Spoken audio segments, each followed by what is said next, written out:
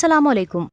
जैसे कि हम सब देख चुके हैं कि मोहम्मद बोजदार कोरलुश उस्मान ड्रामे को बिल्कुल सही तारीख के मुताबिक दिखा रहे हैं।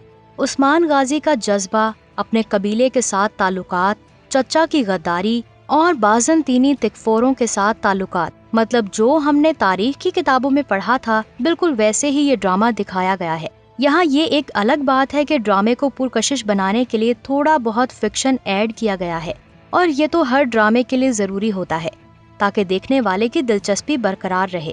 टर्किश चैनल्स पर जितने भी तारीखी ड्रामे चल रहे हैं उनकी आखिरी एक साथ चल रही हैं।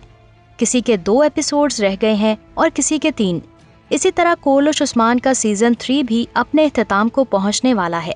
मोहम्मद बोजदार कोरलुश उस्मान के सीजन 3 को 98 एपिसोड्स पर रोकना चाह रहे हैं, लेकिन जितनी एक साथ अब रह गई हैं उनमें सल्जूक सल्तनत का खात्मा दिखाया जाएगा। तारीखी कुतब के मुताबिक 1299 ईस्वी में जब चंगेज खान के बेटे बातू खान ने यूरोप के इलाकों का रुख किया तो उसने सल्जूक सल्तनत तबाह कर दी थी। उस तबाही के दौरान सुल्तान अलाउद्दीन भी कत्ल हो गया। जब बातू खान वापस गया तो उसके पीछे हर इलाके का अमीर खुद मुख्तार बन गया। उस्मान गाजी ने अपनी आज़ाद रियासत का ऐलान करके अंकारा के करीब एस्की शहर को अपना दारुल हुकूमत बना दिया। अब ये इलाका तुर्की के सूबा सेंट्रल अनातोलिया का दारुल हुकूमत है।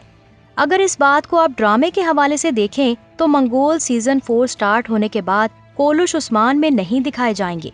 सीजन 4 से कोरलुश उस्मान ड्रामा 2 कौमों के बीच में रह जाएगा, ईसाई और मुसलमान। कोरलुश उस्मान का सीजन 4 कब स्टार्ट होगा ये हम वीडियो के आखिर में बताएंगे।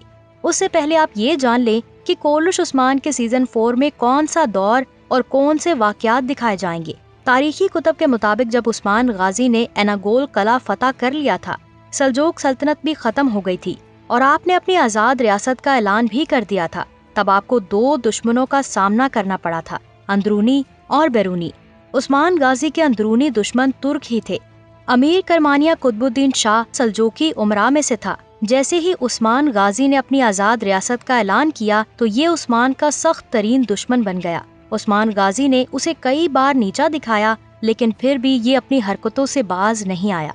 उस्मान गाजी उसे अपने हाल पर छोड़कर मजीद फतूहात की तरफ तवज्जो देने लगे।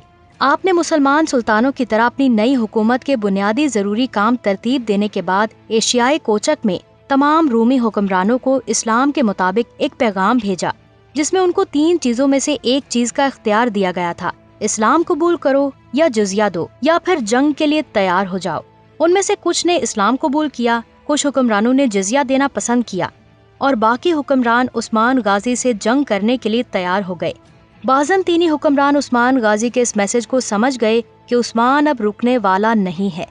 चुनाचे बाज़ंतीनियों ने 700 हिजरी मुताबिक 1301 ईस्वी में आपके खिलाफ सलीबी इत्तेहाद कायम करने की आवाज उठाई, जिसमें बोरसा, मादानूस, इधरनूस, कत्ता और कस्तला इलाकों के उमरा शामिल थे। उस्मान गाजी के खिलाफ ये सबसे पहला सलीबी इत्तेहाद था। सबसे पहले आप इस बात को समझे कि सलीबी इत्तेहाद है क्या। ईसाई जमातों के इकट्ठे होने का नाम सलीबी इत्तेहाद है। जिस तरह मुसलमानों में शिया, सुन्नी, अहले हदीस और देवबंदी वगैरह फिरके हैं, बिल्कुल इसी तरह ईसाइयों में भी फिरके हैं। लेकिन जब भी ईसाई रियासतों और ईसाई कौम को किसी बड़े खतरे का सामना हो या वो कोई बड़ी फतह हासिल करना चाहते हो तो वो सारे आपस में इत्तेहाद कर लेते हैं और हर जमात माली और फौजी कुव्वत के साथ सलीबी इत्तेहाद में हिस्सा लेती है। वीडियो में आगे बढ़ने से पहले हमारी एक छोटी सी रिक्वेस्ट है। अगर आप बिजनेस करने और बिजनेस के बारे में मुफीद मालूमात जानने में दिलचस्पी रखते हैं तो आप ये बिजनेस चैनल जरूर सब्सक्राइब करें। इस चैनल पर आपको बिजनेस के बारे में तमाम अहम मालूमात मिलेंगी। इसका लिंक ऊपर आई बटन में और नीचे डिस्क्रिप्शन में भी दिया गया है। जैसे ही उस्मान गाजी को सलीबी इत्तेहाद की खबर मिली तो आपने सलीबी इत्तेहाद कायम होने से पहले बाज़ंतीनी इलाकों पर हमले शुरू कर दिए और उनको जंगी हमलों में इतना मसरूफ किए रखा कि उनको सलीबी इत्तेहाद कायम होने का मौका ही न मिला और आप हमले करते रहे। बाज़ंतीनी सल्तनत के अहम तरीन शहर बोरसा के करीब पहुंच गए। उस्मान गाजी ने अब तक जितने भी किले या शहर फतह किए थे, बोरसा शहर उन सबसे बड़ा और बाज़ंतीनी सल्तनत का अहम तरीन शहर था। इस शहर की अहमियत की सबसे अहम और बड़ी वजह बागात और फसलें थी। उस्मान गाजी ने अपनी फौज के साथ 717 हिजरी मुताबिक 1318 ईस्वी में बोरसा शहर का मुहासरा करके उनके बागात और फसलों पर कब्जा कर लिया। یہ محاصرہ اتنا طول پکڑ گیا کہ یہ کم و بیش 10 سال تک جاری رہا۔ عثمان غازی کی زندگی کا سب سے بڑا محاصرہ یہی تھا۔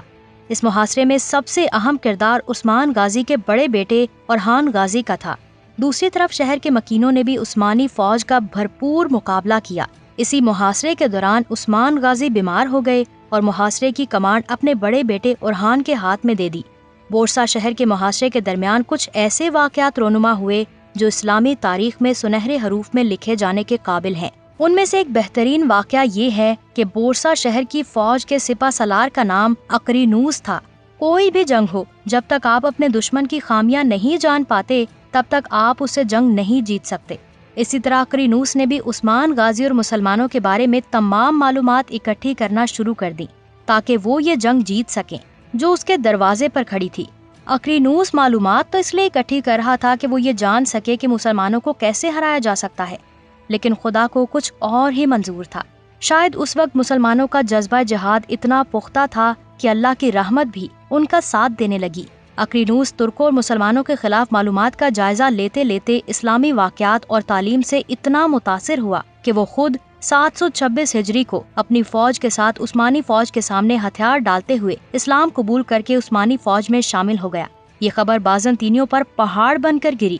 اقرینوس کے اسلام قبول کرنے کے بعد بازنطینی عثمانی فوج کا مقابلہ نہ کر سکے اور عثمانی فوج عثمان غازی کے بڑے بیٹے اورحان غازی کی قیادت میں 1326 عیسوی کو بروسا شہر میں داخل ہو گئی۔ جب یہ خوشخبری خود اورحان نے اپنے والد کو سنائی تو عثمان غازی نے اس موقع پر اپنے بیٹے اورحان کو اپنا جانشین مقرر کیا کہ میرے بعد اورحان ہماری اسی نئی ریاست کا نیا حکمران ہوگا۔ اس کے علاوہ آپ نے اپنے بیٹے کو بہت ساری وصیتیں بھی کی تھیں، جن میں سے 2 وصیتیں یہ تھیں کہ بیٹے، میرے مرنے کے بعد مجھے بورسا شہر میں دفن کرنا، اور سب سے اہم بات، میرے بعد کوئی ایسا کام نہ کرنا جس کا خدا نے ہمیں کرنے کا حکم نہ دیا ہو۔ ناظرین، یہ کچھ اہم ترین تاریخی واقعات ہیں جو آپ کو کولوش عثمان کے سیزن 4 میں دیکھنے کو ملیں گے۔ اگر یہ کہا جائے کہ کولوش عثمان کے سیزن 4 کے سب سے اہم کردار عثمان غازی کے بڑے بیٹے اورحان غازی ہوں گے تو یہ کوئی بڑی بات نہیں ہوگی۔ جس طرح ہم نے کولوش عثمان کے 3 سیزن انجوائے کیے ہیں اور ان سے ہمیں بہت کچھ سیکھنے کو ملا ہے، بالکل اسی طرح کولوش عثمان کے سیزن 4 کو ہم سب انجوائے کریں گے، اور یہ سیزن پچھلے 3 سیزن سے سب سے اہم ترین ہوگا۔